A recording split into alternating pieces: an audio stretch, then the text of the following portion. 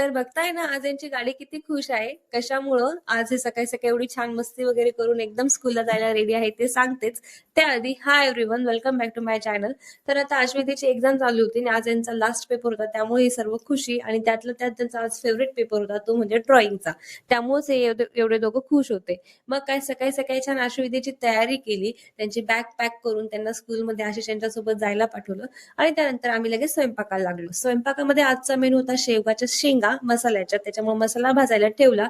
आणि हे जे काही आई करत आहे ना, ते हे उद्यासाठी आहे, म्हणजे उद्या गुढीपाडवा आहे. त्याच्यासाठीच आम्ही मस्त गव्हाची खीर करणार आहे. त्याच्यासाठी ही आई गव्हाची खीरची तयारी करत आहे. सोबतच मी सुद्धा एक स्पेशल असा एक नवीन पदार्थ करणार आहे, ज्याच्यासाठीच मी हा मसाला थोडासा भाजीसाठी जो केला होता तो काढून ठेवला त्या मेनूसाठी. मग काय स्वयंपाक वगैरे झाला, त्यानंतर अश्वविदेश आले. त्यांचं ड्रॉइंग अजून काही संपतच नव्हती, ती चालूच होती. आणि मला सुद्धा निवांत वेळ होता, सर्व कामं वगैरे झाले होते. म्हटलं चला मग आता उद्या गुढीपाडवा आहे, तर थोडंसं हातावरती छान रंगवूया, म्हणजेच मेहंदी काढूया.